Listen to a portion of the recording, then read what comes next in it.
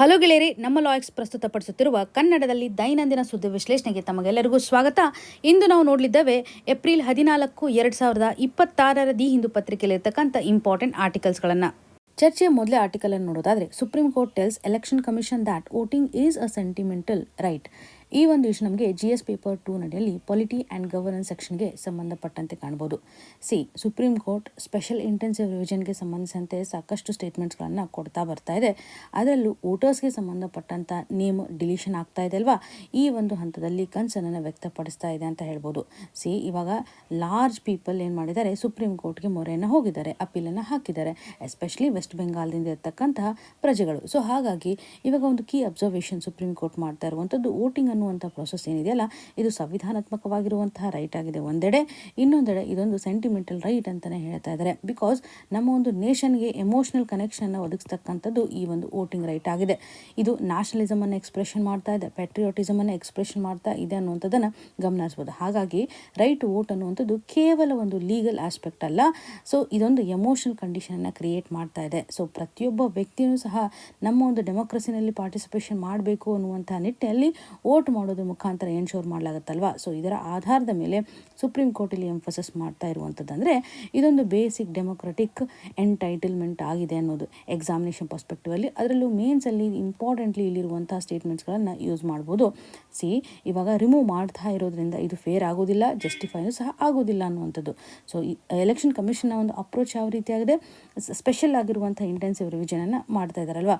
ಇಲ್ಲಿ ಒಂದು ಟ್ರಾನ್ಸ್ಪರೆನ್ಸಿನ ತೆಗೆದುಕೊಂಡು ಬರಬೇಕು ಅಂತ ಹಂತವಾಗಿ ಸುಪ್ರೀಂ ಕೋರ್ಟ್ ಇಂಟರ್ಫಿಯರ್ ಆಗ್ತಾ ಬರ್ತಾ ಇರೋದನ್ನು ಕಾಣ್ತಾ ಇದ್ದೇವೆ. ಇಲ್ಲಿ ಸುಪ್ರೀಂ ಕೋರ್ಟ್ ಏನು ಹೇಳ್ತಾ ಇದೆ, ಇದೊಂದು ಯೂನಿಲ್ಯಾಟರಲ್ ಪ್ರೊಸೆಸ್ ಆಗಿದೆ ಅನ್ನುವಂಥದ್ದು. ಹಾಗಾಗಿ ಸುಪ್ರೀಂ ಕೋರ್ಟ್ ಏನು ಮಾಡ್ತಾ ಇದೆ, ಒಂದು ನ್ಯಾಚುರಲ್ ಜಸ್ಟಿಸನ್ನು ಒದಗಿಸ್ತಕ್ಕಂಥ ಹಂತದಲ್ಲಿ ಈ ಒಂದು ಇಶ್ಯೂನ ಕೈಗೆತ್ತಿಕೊಂಡು ತಾನೇ ನಿರ್ಧಾರವನ್ನು ಹಂತವಾಗಿ ತೆಗೆದುಕೊಳ್ತಾ ಬರ್ತಾ ಇದೆ. ಏನೂ ಇಲ್ಲ, ಒಂದು ಟ್ರಾನ್ಸ್ಪರೆನ್ಸಿನ ತೆಗೆದುಕೊಂಡು ಬರಬೇಕು, ಎಲ್ಲರೂ ಸಹ ವೋಟ್ ಮಾಡಲಿಕ್ಕೆ ಎಲಿಜಿಬಲ್ ಇರುವಂತೆ ಎನ್ಶೋರ್ ಮಾಡಬೇಕು, ಅದರಲ್ಲಿ ಯಾವುದೇ ವ್ಯಕ್ತಿಯೂ ಸಹ ಇಲ್ಲಿ ಎಕ್ಸ್ಕ್ಲೂಡ್ ಆಗಬಾರ್ದು ಅನ್ನುವಂಥದ್ದು. ಎಕ್ಸಾಮಿನೇಷನ್ ಪರ್ಸ್ಪೆಕ್ಟಿವ್ ಅಲ್ಲಿ ಈ ಎಲ್ಲ ಇಶ್ಯೂಸ್ಗಳು ತುಂಬ ಜಾಸ್ತಿ ಬರ್ತಾ ಇರೋದನ್ನು ಕಾಣ್ತಾ ಇದ್ದೇವೆ. ಹಾಗಾಗಿ ಇವಾಗ ಎಲೆಕ್ಷನ್ ಕಮಿಷನ್ಗೆ ಸಂಬಂಧಪಟ್ಟಂಥ ಆಸ್ಪೆಕ್ಟನ್ನು ನಾವು ಕನೆಕ್ಟ್ ಮಾಡ್ತಾ ಹೋಗೋಣ. ಆರ್ಟಿಕಲ್ 324 ನಡಿಯಲ್ಲಿ ಎಲೆಕ್ಷನ್ ಕಮಿಷನ್ಗೆ ಸಂಬಂಧಪಟ್ಟಂತೆ ಕಾಣ್ತೇವೆ. ಸಂವಿಧಾನದಲ್ಲಿ ಮೆನ್ಷನ್ ಮಾಡಿರುವಂಥ ಆರ್ಟಿಕಲ್ 324 ನಡಿಯಲ್ಲಿ ಇದೊಂದು ಕಾನ್ಸ್ಟಿಟ್ಯೂಷನ್ ಬಾಡಿ ಆಗಿದೆ ಅಲ್ವಾ. ಎಲೆಕ್ಷನ್ ಕಮಿಷನ್ ಆಫ್ ಇಂಡಿಯಾ ಅಥವಾ ಚುನಾವಣಾ ಆಯೋಗ ಏನಿದೆಯಲ್ಲ, ಒಂದು ಕಾನ್ಸ್ಟಿಟ್ಯೂಷನ್ ಸಂವಿಧಾನಾತ್ಮಕವಾಗಿರ್ತಕ್ಕಂಥ ಬಾಡಿ ಆಗಿದೆ. ಯಾವುದೇ ರೀತಿಯಾಗಿ ಇದು ಸ್ಟ್ಯಾಟ್ಯುಟರಿ ಬಾಡಿ ಅಲ್ಲ, ಸಂವಿಧಾನಾತ್ಮಕವಾಗಿರ್ತಕ್ಕಂಥ ಬಾಡಿ. ಇದರ ಒಂದು ಕಾರ್ಯ ಏನಿದೆ, ಫ್ರೀ ಆ್ಯಂಡ್ ಫೇರ್ ಆಗಿರ್ತಕ್ಕಂಥ ಎಲೆಕ್ಷನ್ಸನ್ನು ಕಂಡಕ್ಟ್ ಮಾಡಬೇಕು ಅನ್ನುವಂಥದ್ದು. ಇಲ್ಲಿ ಎಷ್ಟು ಜನ ಇರ್ತಾರೆ ಅನ್ನೋದು ಇಂಪಾರ್ಟೆಂಟ್ ಅಲ್ವಾ. ಸಿಂಗಲ್ ಮೆಂಬರ್ ಬಾಡಿ ಈ ಮೊದಲು ಇರುತ್ತೆ, ಕೇವಲ ಚೀಫ್ ಎಲೆಕ್ಷನ್ ಕಮಿಷನರ್ ಅವರು ಇರ್ತಾರೆ.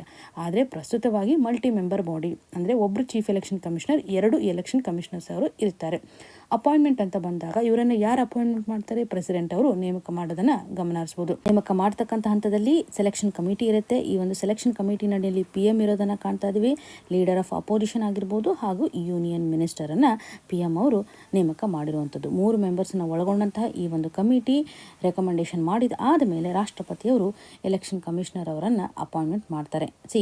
ಎಲೆಕ್ಷನ್ ಕಮಿಷನರ್ ಅವರನ್ನು ರಿಮೂವ್ ಮಾಡ್ತಕ್ಕಂಥ ಹಂತದಲ್ಲಿ, ಅದರಲ್ಲೂ ಚೀಫ್ ಎಲೆಕ್ಷನ್ ಕಮಿಷನರ್ ಅವರನ್ನು ರಿಮೂವ್ ಮಾಡ್ತಕ್ಕಂಥ ಹಂತದಲ್ಲಿ ಸುಪ್ರೀಂ ಕೋರ್ಟ್ ಜಡ್ಜಸ್ಗಳನ್ನು ರಿಮೂವ್ ಮಾಡುವಂಥ ಒಂದು ಪ್ರೊಸೆಸ್ಸನ್ನು ಫಾಲೋ ಮಾಡ್ತಾರೆ. ಪಾರ್ಲಿಮೆಂಟ್ ನಡಿಯಲ್ಲಿ ಸ್ಪೆಷಲ್ ಮೆಜಾರಿಟಿ ಆಧಾರದ ಮೇಲೆ ರಿಮೂವ್ ಮಾಡ್ತಾರಲ್ವಾ. ಅಗೇನ್ ಎಲೆಕ್ಷನ್ ಕಮಿಷನರ್ ಅವರನ್ನು ರಿಮೂವ್ ಮಾಡ್ತಕ್ಕಂಥ ಹಂತದಲ್ಲಿ ಚೀಫ್ ಎಲೆಕ್ಷನ್ ಕಮಿಷನರ್ ಅವರು ರೆಕಮೆಂಡೇಶನ್ ಕೊಡ್ತಾರೆ. ಆ ಒಂದು ರೆಕಮೆಂಡೇಶನ್ ಆಧಾರದ ಮೇಲೆ ರಿಮೂವ್ ಮಾಡಲಾಗುತ್ತೆ. ಚುನಾವಣಾ ಆಯೋಗದ ಕಾರ್ಯ ಯಾವ ರೀತಿಯಾಗಿದೆ, ಇದರ ಒಂದು ಆಡಳಿತಾತ್ಮಕ ಕಾರ್ಯ ಅಂತ ಅನ್ನೋದಾದರೆ, ಲೋಕಸಭೆಗೆ ಎಲೆಕ್ಷನನ್ನು ಕಂಡಕ್ಟ್ ಮಾಡುತ್ತೆ, ರಾಜ್ಯಸಭೆಗೆ ಎಲೆಕ್ಷನನ್ನು ಕಂಡಕ್ಟ್ ಮಾಡುತ್ತೆ, ಸ್ಟೇಟ್ ಲೆಜಿಸ್ಲೇಚರ್ ಪ್ರೆಸಿಡೆಂಟ್ ಹಾಗೂ ವೈಸ್ ಪ್ರೆಸಿಡೆಂಟ್ ಅವರಿಗೆ ಎಲೆಕ್ಷನನ್ನು ಕಂಡಕ್ಟ್ ಮಾಡುತ್ತೆ. ಇಲ್ಲಿ ನಾನು ಯಾವುದೇ ರೀತಿಯಾಗಿ ಲೋಕಲ್ ಬಾಡಿಯನ್ನು ಮೆನ್ಷನ್ ಮಾಡಿಲ್ಲ. ಹಾಗಿದ್ರೆ ಲೋಕಲ್ ಬಾಡೀಸ್ಗೆ ಸಂಬಂಧಪಟ್ಟಂತಹ ಎಲೆಕ್ಷನನ್ನು ಯಾರು ಕಂಡಕ್ಟ್ ಮಾಡ್ತಾರೆ ಅನ್ನೋದನ್ನು ಕಮೆಂಟಲ್ಲಿ ಮೆನ್ಷನ್ ಮಾಡಿ. ಇದರೊಂದಿಗೆ ಎಲೆಕ್ಟೋರಲ್ ರೋಲನ್ನು ಮ್ಯಾನೇಜ್ ಮಾಡ್ತಕ್ಕಂಥ ಕಾರ್ಯವನ್ನು ಸಹ ಇದು ಹೊಂದಿರುತ್ತೆ. ವೋಟರ್ ಲಿಸ್ಟನ್ನು ಪ್ರಿಪೇರ್ ಮಾಡುತ್ತೆ, ರಿವೈಸ್ ಮಾಡುವಂಥ ಒಂದು ಕಾರ್ಯವನ್ನು ಆಗಿರ್ಬೋದು. ಇವಾಗ ಸ್ಪೆಷಲ್ ಇಂಟೆನ್ಸಿವ್ ರಿವಿಷನ್ನು ಸಹ ಮಾಡ್ತಾ ಇದೆ ಅಲ್ವಾ, ಎಕ್ಸಾಂಪಲ್ ಆಗಿ ತೆಗೆದುಕೊಳ್ಬೋದು. ಅಗೇನ್ ಮಾಡೆಲ್ ಕೋಡ್ ಆಫ್ ಕಂಡಕ್ಟನ್ನು ಸಹ ಇದು ನಿರ್ವಹಿಸುತ್ತೆ. ಅಂದರೆ ಒಂದು ಎಥಿಕಲ್ ಆಗಿರುವಂಥ ಕಂಡಕ್ಟ್ ಆಗಬೇಕು ಎಲೆಕ್ಷನ್ ಪ್ರೊಸೆಸ್ ನಡಿನಲ್ಲಿ ಅನ್ನುವಂಥ ನಿಟ್ಟಿನಲ್ಲಿ. ಇದು ಯಾವುದೇ ರೀತಿಯಾಗಿ ಲೀಗಲ್ ಬೈಂಡಿಂಗ್ ಕಂಡೀಷನ್ನ ತೋರಿಸೋದಿಲ್ಲ. ಜನರಲಿ ಎಲ್ಲ ಹಂತದಲ್ಲೂ ಸಹ ಈ ಒಂದು ಕೋಡ್ ಆಫ್ ಕಂಡಕ್ಟನ್ನು ಫಾಲೋ ಮಾಡ್ತಾ ಬರ್ತಾ ಇರೋದನ್ನು ನೋಡ್ಬೋದು. ಅದರಲ್ಲೂ ಎಲೆಕ್ಷನ್ ಪ್ರೋಸೆಸ್ ಅಂತ ಸ್ಟಾರ್ಟ್ ಆದಮೇಲೆ ಇವಾಗ ಪೊಲಿಟಿಕಲ್ ಪಾರ್ಟಿ ರೆಗ್ಯುಲೇಷನ್ಗೆ ಸಂಬಂಧಪಟ್ಟಂತೆಯೂ ಸಹ ನೋಡೋದಾದರೆ ಒಂದು ಪೊಲಿಟಿಕಲ್ ಪಾರ್ಟಿಯನ್ನು ರಿಕಗ್ನೈಸೇಷನ್ ಮಾಡ್ತಕ್ಕಂಥ ಹಂತದಲ್ಲಿ ಎಲೆಕ್ಷನ್ ಕಮಿಷನ್ ಆಫ್ ಇಂಡಿಯಾ ಕಾರ್ಯವನ್ನು ಸಹ ನಿರ್ವಹಿಸುತ್ತೆ. ಎಲೆಕ್ಷನ್ಗೆ ಸಂಬಂಧಪಟ್ಟಂತೆ ಒಂದು ಸಿಂಬಾಲ್ಸನ್ನು ಒದಗಿಸ್ತಕ್ಕಂಥ ಹಂತದಲ್ಲಿ ಯಾವ ರೀತಿಯಾಗಿ ಪೊಲಿಟಿಕಲ್ ಪಾರ್ಟೀಸ್ಗಳಿಗೆ ಸಿಂಬಾಲ್ಸನ್ನು ಅಲೋಕೇಟ್ ಮಾಡಬೇಕು ಅನ್ನುವಂಥದ್ದು, ಹಾಗೂ ಒಂದು ವೇಳೆ ಏನಾದರೂ ಡಿಸ್ಪ್ಯೂಟ್ ಬಂದಿದ್ದೆ ಆದರೆ ಅದರಲ್ಲೂ ಒಂದು MPsಗಳಿಗೆ ಸಂಬಂಧಪಟ್ಟಂತೆ ಡಿಸ್ಕ್ವಾಲಿಫಿಕೇಷನ್ ಆಗಿರ್ಬೋದು, MLAಸ್ಗೆ ಸಂಬಂಧಪಟ್ಟಂತೆ ಡಿಸ್ಕ್ವಾಲಿಫಿಕೇಷನ್ ಅಂತ ಬಂದಾಗ ಇಲ್ಲಿ ಪ್ರೆಸಿಡೆಂಟ್ ಅವರಿಗೆ, ಗವರ್ನರ್ ಅವರಿಗೆ ಅಡ್ವೈಸನ್ನು ಮಾಡ್ತಕ್ಕಂಥ ಕಾರ್ಯ ಎಲೆಕ್ಷನ್ ಕಮಿಷನ್ ಆಫ್ ಇಂಡಿಯಾ ಮಾಡುತ್ತೆ. MPs ಅಂತ ಬಂದಾಗ ಪ್ರೆಸಿಡೆಂಟ್ ಅವರಿಗೆ ಅಡ್ವೈಸನ್ನು ಮಾಡುತ್ತೆ, MLAs ಅಂತ ಬಂದಾಗ ಗವರ್ನರ್ ಅವ್ರಿಗೆ ಅಡ್ವೈಸನ್ನು ಮಾಡುತ್ತೆ. ಇದರೊಂದಿಗೆ ಎಲೆಕ್ಷನ್ ಪ್ರೊಸೆಸ್ ನಡೆಯಲ್ಲಿ ಕೆಲವೊಂದಿಷ್ಟು ತಂತ್ರಜ್ಞಾನವನ್ನು ಸಹ ಅಳವಡಿಸ್ಕೊಳ್ಳತಕ್ಕಂಥ ಇನಿಷಿಯೇಟಿವ್ನ ತೆಗೆದುಕೊಳ್ಳುತ್ತೆ. EVM ಅನ್ನುವಂಥದ್ದು, ಎಲೆಕ್ಟ್ರಾನಿಕ್ ವೋಟಿಂಗ್ ಮಷಿನ್ಸನ್ನು ಅಳವಡಿಸ್ಕೊಳ್ಳುವಂಥದ್ದಾಗಿರ್ಬೋದು. VVPAT ಅಂತ ಕಾಣ್ತೀವಲ್ವಾ, ವೋಟರ್ ವೆರಿಫೇಬಲ್ ಪೇಪರ್ ಆಡಿಟ್ ಟ್ರಯಲ್ ಅಂತ ಹೇಳ್ತೇವೆ. ಇದರ ಆಧಾರದ ಮೇಲೆ ಎಲೆಕ್ಟೋರಲ್ ಪ್ರೊಸೆಸನ್ನು ತುಂಬ ಟ್ರಾನ್ಸ್ಪರೆಂಟಾಗಿ ಎನ್ಶೋರ್ ಮಾಡುತ್ತೆ ಅಂತ ಹೇಳ್ಬೋದು. ಇಲ್ಲಿ ಚುನಾವಣಾ ಆಯೋಗ ಸಂವಿಧಾನಾತ್ಮಕವಾಗಿರುವಂಥ ಅಂಗ ಆಗಿರೋದ್ರಿಂದ ಇಂಡಿಪೆಂಡೆನ್ಸನ್ನು ಎನ್ಶೋರ್ ಮಾಡೋದು ತುಂಬ ಇಂಪಾರ್ಟೆಂಟ್. ಈ ಒಂದು ಹಂತದಲ್ಲಿ ಚೀಫ್ ಎಲೆಕ್ಷನ್ ಕಮಿಷನರ್ ಅವರ ಒಂದು ಟೆನ್ಯೂರ್ ತುಂಬ ಸೆಕ್ಯೂರ್ ಇರೋದನ್ನು ಕಾಣ್ತಾ ಇದ್ದೇವೆ. And again consolidated fund of ಇಂಡಿಯಾದಿಂದ ಒಂದು ಚಾರ್ಜ್ ಎಕ್ಸ್ಪೆನ್ಸಸನ್ನು ಇಲ್ಲಿ ಎನ್ಶೋರ್ ಮಾಡಲಾಗುತ್ತೆ, ಹಾಗೂ ಮೆಂಬರ್ಸ್ಗಳನ್ನು ಈಸಿಯಾಗಿ ರಿಮೂವ್ ಮಾಡಲಿಕ್ಕೆ ಆಗೋದಿಲ್ಲ. ಅದರಲ್ಲೂ ಚೀಫ್ ಎಲೆಕ್ಷನ್ ಕಮಿಷನರ್ ಅವರನ್ನು ರಿಮೂವ್ ಮಾಡ್ತಕ್ಕಂಥ ಹಂತದಲ್ಲಿ ನಾವು ಸ್ಟ್ರಿಕ್ಟ್ ಆಗಿರುವಂಥ ಪ್ರೊಸೆಸನ್ನು ಫಾಲೋ ಮಾಡ್ತಾ ಇದ್ದೀವಿ ಅನ್ನೋದು ಕ್ಲಿಯರಾಗಿ ಗೊತ್ತಿರಲಿ. ಇಲ್ಲಿ ಕೆಲವೊಂದಿಷ್ಟು ಲಿಮಿಟೇಷನ್ಸ್ಗಳು ಇದ್ದೇ ಇದ್ದಾವೆ. ಯಾಕೆಂದರೆ ಅಪಾಯಿಂಟ್ಮೆಂಟ್ ಅಂತ ಬಂದಾಗ ಇಲ್ಲಿ ಕಂಪ್ಲೀಟಾಗಿ ಒಂದು ಎಕ್ಸಿಕ್ಯೂಟಿವ್ನ ಇನ್ವಾಲ್ವ್ಮೆಂಟನ್ನು ಕಾಣ್ತೇವಲ್ವಾ, ಹಾಗೂ ಎನ್ಫೋರ್ಸ್ಮೆಂಟ್ ಪವರ್ ಅಂತ ಬಂದಾಗೂ ಕೂಡ ಇವಾಗ ಮಾಡೆಲ್ ಕೋಡ್ ಆಫ್ ಕಂಡಕ್ಟ್ ಅಂತ ನೋಡಿದ್ವಿ. ಈ ಒಂದು ಮಾಡೆಲ್ ಕೋಡ್ ಆಫ್ ಕಂಡಕ್ಟ್ ನಡಿನಲ್ಲಿ ಯಾವುದೇ ರೀತಿಯಾಗಿ ಲೀಗಲ್ ಬ್ಯಾಕಿಂಗನ್ನು ನಾವು ಕಾಣ್ತಾ ಇಲ್ಲ ಅಲ್ವಾ. ಒಂದು ಸ್ಟ್ರಿಕ್ಟಾಗಿ ಇರುವಂತಹ ರೂಲ್ಸ್ ಆ್ಯಂಡ್ ರೆಗ್ಯುಲೇಷನ್ಸ್ಗಳು ಫಾಲೋ ಆಗೋದಿಲ್ಲ, ಯಾಕೆಂದರೆ ಬೈಂಡಿಂಗ್ ಕಂಡೀಷನನ್ನು ನಾವು ಕಾಣ್ತಾ ಇಲ್ಲ. ಈ ಒಂದು ಹಂತದಲ್ಲಿ ಕನ್ಸರ್ನ್ ಆ್ಯಂಡ್ ಚಾಲೆಂಜಸ್ಗಳನ್ನು ನಾವು ಕಾಣ್ಬೋದು. ಇವಾಗ ಆರ್ಟಿಕಲ್ 324 ನಮಗೆ ತುಂಬ ಇಂಪಾರ್ಟೆಂಟ್ ಅಂತ ನೋಡಿದ್ವಲ್ವಾ. ಇದರೊಂದಿಗೆ ಕೆಲವು ಆರ್ಟಿಕಲ್ಸ್ನ ಆಧಾರದ ಮೇಲೂ ಎಕ್ಸಾಮಲ್ಲಿ ಪ್ರಶ್ನೆಗಳನ್ನು ಕೇಳ್ತಾ ಇದ್ದಾರೆ. ಆರ್ಟಿಕಲ್ 325 ಅಂತ ತೆಗೆದುಕೊಳ್ಳೋದಾದರೆ ಈ ಆರ್ಟಿಕಲ್ ಏನು ಹೇಳುತ್ತೆ ಅಂತಂದರೆ, ಯಾವುದೇ ವ್ಯಕ್ತಿಯನ್ನು ಧರ್ಮದ ಆಧಾರದ ಮೇಲೆ ಅಥವಾ ಕಾಸ್ಟ್ನ ಆಧಾರದ ಮೇಲೆ ಎಲೆಕ್ಟೋರಲ್ ರೋಲ್ ಮುಖಾಂತರ ಎಕ್ಸ್ಕ್ಲೂಷನ್ ಮಾಡುವಂತಿಲ್ಲ ಅಂತ ಆರ್ಟಿಕಲ್ 325ನಲ್ಲಿ ಮೆನ್ಷನ್ ಮಾಡಿದ್ದಾರೆ. ಪ್ರತಿಯೊಬ್ಬರಿಗೂ ಸಹ ವೋಟ್ ಮಾಡ್ತಕ್ಕಂಥ ಹಕ್ಕಿದೆ, ಯಾರನ್ನು ಸಹ ಎಕ್ಸ್ಕ್ಲೂಷನ್ ಮಾಡುವಂತಿಲ್ಲ. ಆರ್ಟಿಕಲ್ 326 ಅಂತ ನೋಡಿದಾಗ ಅಡಲ್ಟ್ ಸಫ್ರೇಜ್ಗೆ ಸಂಬಂಧಪಟ್ಟಂತೆ ಕಾಣ್ತೇವೆ. ಇದರಲ್ಲಿ 18+ ಇರ್ತಕ್ಕಂಥ ಎಲ್ಲ ವ್ಯಕ್ತಿ ವೋಟಿಂಗ್ ಮಾಡಲಿಕ್ಕೆ ಎಲಿಜಿಬಿಲಿಟಿಯನ್ನು ಹೊಂದಿರ್ತಾರೆ ಅಂತ. ಆರ್ಟಿಕಲ್ 327 ನಡಿನಲ್ಲಿ ಪಾರ್ಲಿಮೆಂಟ್ ಯಾವ ರೀತಿಯಾಗಿ ಎಲೆಕ್ಷನ್ಗೆ ಸಂಬಂಧಪಟ್ಟಂಥ ಲಾಗಳನ್ನು ತಯಾರು ಮಾಡುತ್ತೆ ಅನ್ನೋದನ್ನು ಕಾಣ್ಬೋದು. ಅಗೇನ್ ಆರ್ಟಿಕಲ್ 328 ನಡಿನಲ್ಲಿ ಸ್ಟೇಟ್ಸ್ಗಳಿಗೆ ಇರ್ತಕ್ಕಂಥ ಪವರ್ನ ಕಾಣ್ತಾ ಇದ್ದಾವೆ ಎಲೆಕ್ಷನ್ಗೆ ಸಂಬಂಧಪಟ್ಟಂತೆ ಒಂದು ಲಾನ ಮಾಡಲಿಕ್ಕೆ. ಆರ್ಟಿಕಲ್ 329 ಅಂತ ಬಂದಾಗ ಕೋರ್ಟು ಯಾವುದೇ ರೀತಿಯಾಗಿ ಎಲೆಕ್ಷನ್ಸ್ ನಡಿನಲ್ಲಿ ಇಂಟರ್ಫಿಯರ್ ಆಗುವಂತಿಲ್ಲ. ಎಲೆಕ್ಷನ್ ಪಿಟಿಷನ್ ಬಂದ ಆದಮೇಲೆ ಮಾತ್ರ ಅವರು ಇಂಟರ್ಫಿಯರ್ ಆಗ್ಬೋದು ಹೊರತಾಗಿ ಯಾವುದೇ ರೀತಿಯಾಗಿ ಡೈರೆಕ್ಟಾಗಿ ಎಲೆಕ್ಷನ್ ಪ್ರೊಸೆಸ್ ನಡಿಯಲ್ಲಿ ಇಂಟರ್ಫಿಯರ್ ಆಗುವಂತಿಲ್ಲ ಅಂತ ಆರ್ಟಿಕಲ್ 329 ನಡಿಯಲ್ಲಿ ಕಾಣ್ತಾ ಇದ್ದಾವೆ. ಇದರೊಂದಿಗೆ ರಿಪ್ರೆಸೆಂಟೇಷನ್ ಆಫ್ ಪೀಪಲ್ ಆ್ಯಕ್ಟು ತುಂಬ ಇಂಪಾರ್ಟೆಂಟ್ ಅಲ್ವಾ. 1950ನಲ್ಲಿರುವಂಥ ರಿಪ್ರೆಸೆಂಟೇಷನ್ ಆಫ್ ಪೀಪಲ್ ಆ್ಯಕ್ಟನ್ನು ಕಾಣ್ಬೋದು. Again representation of people act 1951ನಲ್ಲೂ ಸಹ ಕೆಲವೊಂದಿಷ್ಟು ಪ್ರೊವಿಷನ್ಸನ್ನು ಕಾಣ್ತಾ ಇದ್ದಾವೆ. ಯಾವ ರೀತಿಯಾಗಿ ಎಲೆಕ್ಷನ್ಸ್ಗಳನ್ನು ಕಂಡಕ್ಟ್ ಮಾಡಬೇಕು, ಅದರಲ್ಲೂ 1950 ಅಂತ ತೆಗೆದುಕೊಂಡಾಗ ಎಲೆಕ್ಟೋರಲ್ ರೋಲನ್ನು ಪ್ರಿಪರೇಷನ್ ಮಾಡ್ತಕ್ಕಂಥ ಹಂತದಲ್ಲಿ, ಸೀಟ್ಸ್ಗಳನ್ನು ಅಲೋಕೇಶನ್ ಮಾಡ್ತಕ್ಕಂಥ ಹಂತದಲ್ಲಿ ಎಲ್ಲ ಒಂದು ಎಲೆಕ್ಷನ್ ಕಮಿಷನ್ಗೆ ಬೇಕಾಗಿರುವಂಥ ಪವರನ್ನು ಈ ಒಂದು ಕಾನೂನಿನ ಮುಖಾಂತರ ಕಾಣ್ತಾ ಇದ್ದೇವೆ. ಪಾರ್ಲಿಮೆಂಟ್ ಒಂದು ಆ್ಯಕ್ಟ್ನ ಮುಖಾಂತರ ಪವರನ್ನು ಕೊಟ್ಟಿದೆ. ಅಂದರೆ ಎಲೆಕ್ಷನ್ ಪ್ರೊಸೆಸ್ ಫೇರ್ ಆಗಿ ಆಗಬೇಕು ಅನ್ನುವಂಥ ನಿಟ್ಟಿನಲ್ಲಿ ಒಂದು ಪ್ರೊಸೆಸನ್ನು ಈಸಿ ಮಾಡಿದೆ ಅಂತ ಹೇಳ್ಬೋದು. ಈವನ್ ಎಲೆಕ್ಷನ್ನ ಕಂಡಕ್ಟ್ ಮಾಡ್ತಕ್ಕಂಥ ಹಂತದಲ್ಲಿ ಕ್ವಾಲಿಫಿಕೇಷನ್, ಡಿಸ್ಕ್ವಾಲಿಫಿಕೇಷನ್ ಇವೆಲ್ಲವನ್ನ ನೋಡಿದಾಗ, ಇದಕ್ಕೆ ಸಂಬಂಧಪಟ್ಟಂಥ ಡಿಸ್ಪ್ಯೂಟ್ಸನ್ನು ಎಲ್ಲವನ್ನ ನಾವು ಗಮನಿಸಿದಾಗ ರಿಪ್ರೆಸೆಂಟೇಷನ್ ಆಫ್ ಪೀಪಲ್ ಆ್ಯಕ್ಟ್ 1951 ನಡಿನಲ್ಲಿ ಮೆನ್ಷನ್ ಮಾಡಿರೋದಾಗಿ ಗಮನಿಸ್ತಾ ಇದ್ದೇವೆ. ಅಗೇನ್ 1961ನಲ್ಲಿ ಕಂಡಕ್ಟ್ ಆಫ್ ಎಲೆಕ್ಷನ್ ರೂಲ್ಸ್ಗೆ ಸಂಬಂಧಪಟ್ಟಂತೆ ನಾವು ಕಾಣ್ತೇವೆ. ಇದರಡಿನಲ್ಲಿ ಡೀಟೇಲ್ ಆಗಿರುವಂಥ ಒಂದು ಪ್ರೊಸೀಜರನ್ನು ಫಾಲೋ ಮಾಡ್ತಾ ಇದ್ದಾರೆ. ನಾಮಿನೇಷನ್ಗೆ ಸಂಬಂಧಪಟ್ಟಂತೆ ವೋಟಿಂಗ್ ಪ್ರೊಸೆಸ್ ಆಗಿರ್ಬೋದು, ಕೌಂಟಿಂಗ್ಗೆ ಸಂಬಂಧಿಸಿದಂಥ ಎಲ್ಲ ಪ್ರೊವಿಷನ್ಸ್ಗಳನ್ನು ಕಂಡಕ್ಟ್ ಆಫ್ ಎಲೆಕ್ಷನ್ಸ್ ರೂಲ್ಸ್ ನಡಿನಲ್ಲಿ ಗಮನಿಸಬಹುದು. ವೋಟರ್ ಲಿಸ್ಟ್ ನಡಿನಲ್ಲಿ ಒಬ್ಬ ವ್ಯಕ್ತಿಯನ್ನು ಇನ್ಕ್ಲೂಡ್ ಮಾಡಬೇಕು ಅಥವಾ ಎಕ್ಸ್ಕ್ಲೂಷನ್ ಮಾಡಬೇಕು ಅನ್ನುವಂಥ ಪ್ರೊಸೆಸನ್ನು ಫಾಲೋ ಮಾಡಲಿಕ್ಕೆ 1960 ನಡಿಯಲ್ಲಿರ್ತಕ್ಕಂಥ ರೂಲ್ಸ್ಗಳು ಸಪೋರ್ಟ್ ಮಾಡುತ್ತೆ. ರಿಜಿಸ್ಟ್ರೇಷನ್ ಆಫ್ ಎಲೆಕ್ಟರ್ಸ್ ರೂಲ್ಸ್ ಅನ್ನುವಂಥದ್ದಾಗಿ ಕಾಣ್ಬೋದು. ಈ ಒಂದು ರೂಲ್ಸ್ ನಡಿನಲ್ಲಿ ವೋಟರ್ ಲಿಸ್ಟಲ್ಲಿ ವ್ಯಕ್ತಿಯನ್ನು ಇನ್ಕ್ಲೂಡ್ ಮಾಡೋದು, ಡಿಲೀಷನ್ ಮಾಡೋದನ್ನು ಕಾಣ್ತಾ ಇದ್ದೇವೆ. ಹಾಗೂ ಏನಾದರೂ ಇದ್ರೂ ಸಹ ಕರೆಕ್ಷನ್ ಮಾಡಲಿಕ್ಕೆ ಇದು ಸಹಕಾರಿ ಮಾಡುತ್ತೆ. ವೋಟರ್ ಡಿಲೀಷನ್ಗೆ ಸಂಬಂಧಪಟ್ಟಂಥ ಕಾಂಟ್ರವರ್ಸಿಯನ್ನು ನಾವು ಇವಾಗ ಕಾಣ್ತಾ ಇದ್ದೇವೆ. Very very important. ಇಲ್ಲಿ ನಿಮಗೊಂದು ಸಿಂಪಲ್ ಪ್ರಶ್ನೆಯನ್ನು ಕೇಳುವಂಥದ್ದಾದರೆ, ವೋಟರ್ಸ್ ರೈಟನ್ನು ಎಂಫಸಿಸ್ ಮಾಡೋದ್ರ ಮುಖಾಂತರ ನೋಟಾಗೆ ಸಂಬಂಧಪಟ್ಟಂತೆ ಒಂದು ಸುಪ್ರೀಂ ಕೋರ್ಟ್ನ ಜಡ್ಜ್ಮೆಂಟ್ ಇದೆ 2003ರಲ್ಲಿರ್ತಕ್ಕಂಥ ಈ ಒಂದು ಜಡ್ಜ್ಮೆಂಟ್ ನೇಮನ್ನು ಕಮೆಂಟ್ ಸೆಕ್ಷನಲ್ಲಿ ಮೆನ್ಷನ್ ಮಾಡಿ. Very very important for prelims. So ಇಷ್ಟು ಇನ್ಫಾರ್ಮೇಷನ್ಸನ್ನು ಈ ಒಂದು ಇಶ್ಯೂಗೆ ಸಂಬಂಧಪಟ್ಟಂತೆ ನಾವು ರಿವಿಷನನ್ನು ಮಾಡಬಹುದು. ಇನ್ನು ಮುಂದಿನದಾಗಿ food prices push retail inflation up to 3.4% in March.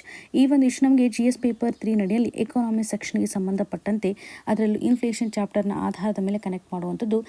ಈ ಒಂದು ಆರ್ಟಿಕಲ್ ನಡೆಯಲ್ಲಿ ಫುಡ್ ಪ್ರೈಸಸ್ ಹೆಚ್ಚಾಗ್ತಾ ಇದೆ ಅನ್ನೋದನ್ನು ಗಮನಿಸ್ಬೋದು. ಅದರಲ್ಲೂ ಕನ್ಸ್ಯೂಮರ್ ಪ್ರೈಸ್ ಇಂಡೆಕ್ಸನ್ನು ನಾವು ಗಮನ ಹರಿಸಿದಾಗ ಯಾವ ರೀತಿಯಾಗಿ ಪ್ರೈಸಸ್ಗಳು ಬದಲಾವಣೆ ಆಗ್ತಾ ಇದ್ದಾವೆ, WPI ಆಗಿರ್ಬೋದು ಅಥವಾ CPI ಆಗಿರ್ಬೋದು, ಪ್ರೈಸಸ್ಗಳ ಒಂದು ಟ್ರ್ಯಾಕನ್ನು ಮಾಡುತ್ತೆ.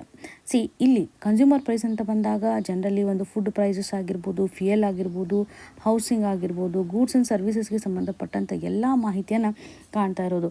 ಇಲ್ಲಿ ಸರ್ವಿಸಸನ್ನು ಇನ್ಕ್ಲೂಡ್ ಮಾಡಲಾಗಿದೆ, ಆದರೆ WPI ಅಂತ ಬಂದಾಗ ಯಾವುದೇ ರೀತಿಯಾಗಿ ಸರ್ವಿಸ್ ಇರೋದಿಲ್ಲ. ಹೋಲ್ಸೇಲ್ ಲೆವೆಲಲ್ಲಿ ಯಾವ ರೀತಿಯಾಗಿ ಪ್ರೈಸಸ್ಗಳು ಇರ್ತವೆ ಅನ್ನುವಂಥದ್ದನ್ನು WPIನಲ್ಲಿ ಕಾಣ್ತೇವೆ. ಇದು ಬೇಸಿಕ್ ಇನ್ಫಾರ್ಮೇಷನ್. ಪ್ರಸ್ತುತವಾಗಿರುವಂಥ ಕಂಟೆಕ್ಸ್ಟನ್ನು ನೋಡಿದಾಗ ಕಾರಣಗಳು ಏನಿರ್ಬೋದು, ಇವಾಗ ಪ್ರೈಸ್ ಹೆಚ್ಚಾಗಲಿಕ್ಕೆ ಕಾರಣಗಳು ಏನಿದಾವೆ ಅಂತ ನಾವು ಕನೆಕ್ಟ್ ಮಾಡ್ತಾ ಹೋಗಬೇಕು. ಅದರಲ್ಲೂ ಕಾಂಟ್ರಿಬ್ಯೂಟಿಂಗ್ ಫ್ಯಾಕ್ಟರ್ಸ್ಗಳು ಯಾವ ರೀತಿಯಾಗಿದೆ ಅಂತ. ಫ್ಯೂಯಲ್ ಇನ್ಫ್ಲೇಷನ್ ಹೆಚ್ಚಾಗ್ತಾ ಇರೋದ್ರಿಂದ, ಇವಾಗ ಫುಡ್ ಪ್ರೈಸ್ ಯಾಕೆ ಜಾಸ್ತಿ ಆಗ್ತದೆ, ಫ್ಯೂಯಲ್ ಇನ್ಫ್ಲೇಷನ್ ಹೆಚ್ಚಾಗ್ತಾ ಇರೋದ್ರಿಂದ ಎಲೆಕ್ಟ್ರಿಸಿಟಿ ಆಗಿರ್ಬೋದು, LPG ಆಗಿರ್ಬೋದು, ಇವೆಲ್ಲವನ್ನು ನಾವು ಕಂಪೇರ್ ಮಾಡಿದಾಗ ಒಂದು ಇನ್ಫ್ಲುಯೆನ್ಸನ್ನು ಮಾಡ್ತಾ ಇದೆ. ವೆಸ್ಟ್ ಏಷ್ಯಾದ ಒಂದು ಕ್ರೈಸಿಸನ್ನು ನಾವು ನೋಡಿದಾಗ ಕ್ರೂಡ್ ಆಯಿಲ್ನ ಒಂದು ಪ್ರೈಸು ಸಹ ಹೆಚ್ಚಾಗ್ತಾ ಇದೆ ಅನ್ನೋಂಥದ್ದನ್ನು ಕನೆಕ್ಟ್ ಮಾಡ್ಬೋದು. ಬೇಸಿಕಲಿ ಟ್ರಾನ್ಸ್ಪೋರ್ಟೇಷನ್ ಕಾಸ್ಟ್ ಹೆಚ್ಚಾಗ್ತಾ ಇದೆ, ಫರ್ಟಿಲೈಸರ್ ಕಾಸ್ಟ್ ಆಗಿರ್ಬೋದು, ಪ್ರೊಡಕ್ಷನ್ ಕಾಸ್ಟು ಸಹ ಹೆಚ್ಚಾಗ್ತಾ ಇರೋದ್ರಿಂದ ಹೋಲ್ಸೇಲ್ ಲೆವೆಲಲ್ಲಿ ನಾವು ಪ್ರೈಸ್ ಹೆಚ್ಚಾಗ್ತಾ ಇರುವಂಥ ಸ್ಥಿತಿಗತಿಗಳನ್ನು ಕಾಣ್ಬೋದು. ಇದರಿಂದಾಗಿ ಫ್ಯೂಯಲ್ ಪ್ರೈಸಸ್ ಹೆಚ್ಚಿದೆ, ರಾ ಮಟೀರಿಯಲ್ಸ್ಗಳು ಹೆಚ್ಚಾಗುತ್ತೆ, ಮ್ಯಾನುಫ್ಯಾಕ್ಚರಿಂಗ್ ಗೂಡ್ಸ್ಗಳು ಸಹ ಹೆಚ್ಚಾಗ್ತಕ್ಕಂಥ ಸಾಧ್ಯತೆಗಳಿರುತ್ತೆ. ಇದರಿಂದಾಗಿ ನಾವು ಫುಡ್ ಪ್ರೈಸ್ನಲ್ಲಿ ಹೆಚ್ಚಾಗಿರುವಂಥ ಒಂದು ಬೆಲೆಯನ್ನು ಕಾಣ್ತಾ ಇದ್ದೇವೆ. ನಿಯರ್ಲಿ ಇವಾಗಿರುವಂಥ ಒಂದು ರೀಟೇಲ್ ಇನ್ಫ್ಲೇಷನ್ ಅಂತ ಬಂದಾಗ 3.4% ಇದೆ. RBI CPI ನಡೆಯಲ್ಲಿ ಯಾವ ರೀತಿಯಾದಂಥ ಒಂದು ಬ್ಯಾಂಡನ್ನು ಮೇಂಟೈನ್ ಮಾಡಬೇಕು, 4% ಮೇಂಟೈನ್ ಮಾಡಬೇಕು. ಇದರಲ್ಲಿ ಪ್ಲಸ್ ಆರ್ -2% ಅಂತ ಹೇಳ್ತೀವಲ್ವಾ. ಇವಾಗ ಪ್ರಸ್ತುತವಾಗಿ 3.4% ಇದೆ. ಇದರ ಆಧಾರದ ಮೇಲೆ ಒಂದು ಸೇಫ್ ಝೋನಲ್ಲಿದ್ದಾವೆ, ಕಂಫರ್ಟೇಬಲ್ ಆಗಿರುವಂಥ ಝೋನಲ್ಲಿದ್ದಾವೆ ಅಂತಲೂ ಕನೆಕ್ಟ್ ಮಾಡ್ಬೋದು. ಹಾಗೂ ರೂರಲ್ ಮತ್ತು ಅರ್ಬನ್ಗೆ ಸಂಬಂಧಪಟ್ಟಂಥ ಒಂದು ಇಂಪ್ಯಾಕ್ಟನ್ನು ನೋಡಿದಾಗ ರೂರಲ್ ಏರಿಯಾದಲ್ಲಿ ಇನ್ಫ್ಲೇಷನ್ ಜಾಸ್ತಿ ಇರೋದನ್ನು ಗಮನಿಸ್ತಾ ಇದ್ದೇವೆ. ಬಿಕಾಸ್ ರೂರಲ್ ಏರಿಯಾ ಫುಡ್ ಮೇಲೆ ಹೆಚ್ಚು ಡಿಪೆಂಡೆನ್ಸಿಯನ್ನು ತೋರಿಸ್ತಾ ಇದೆ. ಇವಾಗ ಫುಡ್ ಇನ್ಫ್ಲೇಷನ್ ಹೆಚ್ಚಾಗ್ತಾ ಇರೋದ್ರಿಂದ ಅಲ್ಲಿನೂ ಸಹ ಸಾಕಷ್ಟು ಇಂಪ್ಯಾಕ್ಟ್ ಆಗುವಂಥದ್ದನ್ನು ನಾವು ಕಾಣ್ಬೋದು. ಅರ್ಬನಲ್ಲಿ ಕಡಿಮೆ ಇದೆ ಬಿಕಾಸ್ ಆಫ್ ಡಿಸ್ಟ್ರಿಬ್ಯೂಷನಲ್ ಇಂಪ್ಯಾಕ್ಟ್ ಅಂತಲೇ ಹೇಳ್ಬೋದು. ಬಿಕಾಸ್ ಇಲ್ಲಿ ಟ್ರಾನ್ಸ್ಪೋರ್ಟೇಷನ್ ಅದೆಲ್ಲ ಬಂದಾಗ ಈಸಿಯಾಗಿ ಎಕ್ಸೆಸಿಬಿಲಿಟಿ ಸಿಗುತ್ತೆ. ಇದರ ಆಧಾರದ ಮೇಲೂ ಕೂಡ ಅರ್ಬನಲ್ಲಿ ನಾವು ನೋಡಿದಾಗ ಒಂದು ಇನ್ಫ್ಲೇಷನ್ ಇಂಪ್ಯಾಕ್ಟ್ ಕಡಿಮೆ ಇದೆ ಅನ್ನುವಂಥದ್ದನ್ನು ಗಮನಿಸ್ಬೋದು. ಇಲ್ಲಿ ನಾವು ಒಂದು ಫೋಕಸ್ ಮಾಡ್ತಾ ಇರುವಂಥದ್ದು ಗ್ರೋತ್ ಮೇಲೆ ಹಾಗೂ ಸ್ಟೆಬಿಲಿಟಿಯ ಆಧಾರದ ಮೇಲೆ. ರೀಸೆಂಟ್ಲಿ ಮಾನಿಟರಿ ಪಾಲಿಸಿ ಕಮಿಟಿನೂ ಕೂಡ ಯಾವುದೇ ರೀತಿಯಾದಂಥ ಬದಲಾವಣೆಯನ್ನು ಮಾಡಿಲ್ಲ, ಅಂದರೆ ಇಂಟ್ರೆಸ್ಟ್ ರೇಟ್ ನಡಿಯಲ್ಲಿ ಚೇಂಜಸನ್ನು ಮಾಡಿಲ್ಲ, ನ್ಯೂಟ್ರಲ್ ಆಗಿರ್ತಕ್ಕಂಥ ಸ್ಥಿತಿಗತಿಗಳನ್ನು ತೋರಿಸ್ತಾ ಇದ್ದಾರೆ. ಇಲ್ಲಿ ಒಂದು ಇಂಟ್ರೆಸ್ಟ್ ರೇಟಲ್ಲಿ ಬದಲಾವಣೆ ಮಾಡೋದ್ರ ಮುಖಾಂತರ ಯಾವ ರೀತಿಯಾಗಿ ಮನಿ ಸಪ್ಲೈ ಕಂಟ್ರೋಲ್ ಮಾಡುತ್ತೆ ಅನ್ನೋದ್ರ ಬಗ್ಗೆ ನಾವು ರೀಸೆಂಟಾಗಿ ಡೀಟೇಲಲ್ಲಿ ಚರ್ಚೆಯನ್ನು ಮಾಡಿದ್ದೇವೆ. ಇಲ್ಲಿ ಪ್ರಸ್ತುತವಾಗಿ ನೀವು ಅರ್ಥ ಮಾಡ್ಕೋಬೇಕಾಗಿರುವಂಥದ್ದು CPI ಮತ್ತು WPIಗೆ ಸಂಬಂಧಪಟ್ಟಂಥ ಒಂದು ಕನೆಕ್ಟಿವಿಟಿಯನ್ನು. WPI ಅಂತ ಬಂದಾಗ ನಾವು ಅರ್ಲಿ ಕಂಡೀಷನನ್ನು ಐಡೆಂಟಿಫೈ ಮಾಡ್ತೇವೆ, ಯಾವ ರೀತಿಯಾಗಿ ಒಂದು ಸಪ್ಲೈ ಲೆವೆಲಲ್ಲಿ ಶಾಕ್ ಆಗಬಹುದು ಅನ್ನುವಂಥದ್ದನ್ನು. CPI ಅಂತ ಬಂದಾಗ ಫೈನಲ್ ಆಗಿ ಎಷ್ಟರ ಮಟ್ಟಿಗೆ ಇಂಪ್ಯಾಕ್ಟನ್ನು ನಾವು ಕಾಣಬೇಕಾಗತ್ತೆ, ಕನ್ಸ್ಯೂಮರ್ ಮೇಲೆ ಎಷ್ಟರ ಮಟ್ಟಿಗೆ ಬರ್ಡನ್ ಕ್ರಿಯೇಟ್ ಆಗುತ್ತೆ ಅನ್ನೋದನ್ನು ಗಮನ ಹರಿಸ್ಬೋದು. ಇವಾಗ CPI ಅಂತ ಬಂದಾಗ ಇದು ಹೌಸ್ ಹೋಲ್ಡ್ಗಳಿಗೆ ಹೆಚ್ಚು ಇಂಪ್ಯಾಕ್ಟನ್ನು ಕ್ರಿಯೇಟ್ ಮಾಡುತ್ತೆ ಅಂತ ರಿಫ್ಲೆಕ್ಟ್ ಮಾಡುತ್ತೆ. ಆ್ಯಂಡ್ ರೂರಲ್ ಪಾಪ್ಯುಲೇಷನ್ ಮೇಲೆ ಎಷ್ಟರ ಮಟ್ಟಿಗೆ ಇದು ಇಂಪ್ಯಾಕ್ಟನ್ನು ಕ್ರಿಯೇಟ್ ಮಾಡುತ್ತೆ ಅನ್ನೋದನ್ನು ರಿಫ್ಲೆಕ್ಟ್ ಮಾಡುತ್ತೆ. ಇಲ್ಲಿ ಎಕ್ಸ್ಟರ್ನಲ್ ಫ್ಯಾಕ್ಟರ್ಸ್ಗಳು ಯಾವ ರೀತಿಯಾಗಿದೆ, ಗ್ಲೋಬಲ್ ಲೆವೆಲಲ್ಲಿರುವಂಥ ಕ್ರೈಸಿಸ್ನ ಆಧಾರದ ಮೇಲೆ ನಾವು ಗಮನ ಹರಿಸ್ಬೋದು. ಅಗೇನ್ ಇಲ್ಲಿ ಸರ್ಕಾರ ಯಾವ ರೀತಿಯಾದಂತಹ ಪಾಲಿಸಿನ ತೆಗೆದುಕೊಂಡು ಬರ್ತಾ ಇದ್ದಾರೆ ಅಂತ ನಾವು ನೋಡ್ತಾ ಇದ್ದೇವೆ. ಫ್ಯೂಯಲ್ ಪ್ರೈಸಸ್ಗೆ ಸಂಬಂಧಪಟ್ಟಂತೆ ಕಂಟ್ರೋಲ್ ಮಾಡಲಿಕ್ಕೆ ಸಬ್ಸಿಡೀಸನ್ನು ಒದಗಿಸೋದಾಗಿರ್ಬೋದು ಅಥವಾ ಸಪ್ಲೈ ಲೆವೆಲಲ್ಲೂ ಸಹ ಮ್ಯಾನೇಜ್ ಮಾಡಲಿಕ್ಕೆ ಮುಂದಾಗ್ತಾ ಇರುವಂಥ ಸ್ಥಿತಿಗತಿಗಳನ್ನು ಕಾಣ್ತೇವೆ. ಪ್ರಸ್ತುತವಾಗಿ CPIದ ಒಂದು ರಿಲಿವೆನ್ಸ್ ಹೆಚ್ಚಾಗಿರೋದನ್ನು ಕಾಣ್ತಾ ಇದ್ದೇವೆ. WPI ತನ್ನ ಒಂದು ಇಂಪಾರ್ಟೆನ್ಸನ್ನು ಸಹ ಕಳೆದುಕೊಳ್ಳುತ್ತೆ. ಇದಕ್ಕೆ ಮೇಜರ್ ಕಾರಣ ಅಂದರೆ ಇದು ಸರ್ವಿಸಸನ್ನು ಇನ್ಕ್ಲೂಡ್ ಮಾಡೋದಿಲ್ಲ ಅಲ್ವಾ. ಕನ್ಸ್ಯೂಮರ್ಗೆ ಸಂಬಂಧಿಸಿದಂಥ ಆಸ್ಪೆಕ್ಟನ್ನು CPI ನಡಿನಲ್ಲೇ ಕಾಣ್ತಾ ಇರೋದ್ರಿಂದ ಇದೊಂದು ಸಹ ಲಿಮಿಟೇಷನನ್ನು ಕ್ರಿಯೇಟ್ ಮಾಡುತ್ತೆ. CPIಗೆ ಸಂಬಂಧಪಟ್ಟಂತಹ ಕೆಲವೊಂದಿಷ್ಟು ಕಂಡೀಷನ್ ನೋಡಿದಾಗ ನಾವು ವೇಟೇಜ್ ಅಂತ ತೆಗೆದುಕೊಳ್ತಕ್ಕಂಥ ಹಂತದಲ್ಲಿ ಫುಡ್ ವೇಟೇಜನ್ನು ಹೆಚ್ಚಾಗಿ ಕೊಡ್ತೇವೆ. ಫುಡ್ ವೇಟೇಜ್ ಅಂತ ಬಂದಾಗ ಇದು ಹೆಚ್ಚಿನ ಪ್ರಮಾಣದಲ್ಲಿ ವಾಲಟೈಲಿಟಿಯನ್ನು ತೋರಿಸುತ್ತಲ್ವ. ಹಾಗಾಗಿ ಸಮ್ ಟೈಮ್ಸ್ CPIಗೆ ಸಂಬಂಧಿಸಿದಂಥ ಎಸ್ಟಿಮೇಷನು ಸಹ ರಾಂಗ್ ಆಗುವಂಥ ಸಾಧ್ಯತೆ ಇದೆ, ಓವರ್ ಸ್ಟೇಟ್ ಆಗ್ತಕ್ಕಂಥ ಸಾಧ್ಯತೆ ಇದೆ ಅಂತ ಹೇಳ್ಬೋದು. WPIಗೆ ಸಂಬಂಧಪಟ್ಟಂಥ ಇಶ್ಯೂನ ನಾವು ಆಲ್ರೆಡಿ ನೋಡಿದ್ವಿ. ಸರ್ವಿಸಸ್ಗೆ ಸಂಬಂಧಿಸಿದಂತೆ ಇಗ್ನೋರೆನ್ಸನ್ನು ಮಾಡುತ್ತೆ. ಇದು ಯಾವುದೇ ರೀತಿಯಾಗಿ ಕಾಮನ್ ಪೀಪಲ್ಗೆ ಸಂಬಂಧಿಸಿದಂಥ ರಿಲೆವೆನ್ಸನ್ನು ತೋರಿಸೋದಿಲ್ಲ ಅಂತ. ಇಲ್ಲಿ ನಿಮಗೆ ಸಿಂಪಲ್ ಪ್ರಶ್ನೆಯನ್ನು ಕೇಳುವಂಥದ್ದಾದರೆ WPI ಐಯನ್ನು ಯಾರು ರಿಲೀಸ್ ಮಾಡ್ತಾರೆ, CPIಯನ್ನು ಯಾರು ರಿಲೀಸ್ ಮಾಡ್ತಾರೆ ಅನ್ನೋದನ್ನು ಕಮೆಂಟಲ್ಲಿ ಮೆನ್ಷನ್ ಮಾಡಿ. ಅಗೇನ್ ಬೇಸ್ ಇಯರನ್ನು ಸಹ ಮೆನ್ಷನ್ ಮಾಡಿ. Very very important for exam. ಇದು ನಿಮಗೆ ನೆನಪಿರಲೇಬೇಕು, ಹಾಗಾಗಿ ಪ್ರಶ್ನೆಯನ್ನು ಕೇಳ್ತಾ ಇರುವಂಥದ್ದು. ಸೊ ಇಲ್ಲಿ WPI ಹಾಗೂ CPIಗೆ ಸಂಬಂಧಪಟ್ಟಂಥ ಈ ಎರಡೂ ಪ್ರಶ್ನೆಗೆ ಉತ್ತರವನ್ನು ಕಮೆಂಟಲ್ಲಿ ಮೆನ್ಷನ್ ಮಾಡಿ. ಇನ್ನು ಮುಂದಿನದಾಗಿ post again Bengaluru is treating water supply as indefinitely expandable. ಈ ಒಂದು ಇಶ್ಯೂ ನಮಗೆ GS ಪೇಪರ್ 1 ಅಡಿಯಲ್ಲಿ ಅರ್ಬನೈಸೇಷನ್ ಆಸ್ಪೆಕ್ಟ್ನ ಆಧಾರದ ಮೇಲೆ ಹಾಗೂ GS ಪೇಪರ್ 3 ಅಂತ ಬಂದಾಗ ವಾಟರ್ ರಿಸೋರ್ಸಸ್ಗೆ ಸಂಬಂಧಪಟ್ಟಂತೆ ಕನೆಕ್ಟ್ ಮಾಡುವಂಥದ್ದು. ಇಲ್ಲಿ ಬೆಂಗಳೂರಲ್ಲಿ ನಾವು ಸಿವಿಯರ್ ಆಗಿರುವಂತಹ ಗ್ರೌಂಡ್ ವಾಟರ್ ಡಿಪ್ಲೀಷನನ್ನು ಕಾಣ್ತಾ ಇದ್ದೇವೆ. ಇದಕ್ಕೆ ಕಾರಣಗಳು ಏನಿರ್ಬೋದು? ಓವರ್ ಎಕ್ಸ್ಟ್ರಾಕ್ಷನ್ನ ಗಮನ ಹರಿಸ್ಬೋದು. ಹೆಚ್ಚಿನ ಪ್ರಮಾಣದಲ್ಲಿ ಎಕ್ಸ್ಟ್ರಾಕ್ಷನ್ನ ಇಲ್ಲಿ ಮಾಡ್ತಾ ಇದ್ದಾರೆ ಹಾಗೂ ಪುವರ್ ಆಗಿರುವಂತಹ ಒಂದು ರೀಚಾರ್ಜಿಂಗ್ ಸಿಸ್ಟಮನ್ನು ಹೊಂದಿದ್ದೇವೆ. ಇದು ಸಹ ಅತಿ ಮುಖ್ಯವಾದಂಥ ಒಂದು ಕಾರಣವಾಗಿ ನಾವು ನೋಡ್ಬೋದು. ರ್ಯಾಪಿಡ್ ಆಗಿರುವಂತಹ ಒಂದು ಅರ್ಬನೈಸೇಷನ್ ಆಗ್ತಾ ಇರೋದ್ರಿಂದ ನೀಡನ್ನು ಫುಲ್ಫಿಲ್ ಮಾಡೋದ್ರಲ್ಲಿ ಸ್ಕೇರ್ಸಿಟಿಯನ್ನು ನಾವು ಫೇಸ್ ಮಾಡ್ತಾ ಇದ್ದೇವೆ ಅಂತ ಹೇಳ್ಬೋದು. ನ್ಯಾಚುರಲ್ ಆಗಿರುವಂಥ ಒಂದು ಕನ್ಸ್ಟೆನ್ಸ್ಗಳನ್ನು ಆಥರ್ ಅವರು ಇಲ್ಲಿ ಫೈಂಡ್ ಔಟ್ ಮಾಡ್ತಾ ಇದ್ದಾರೆ.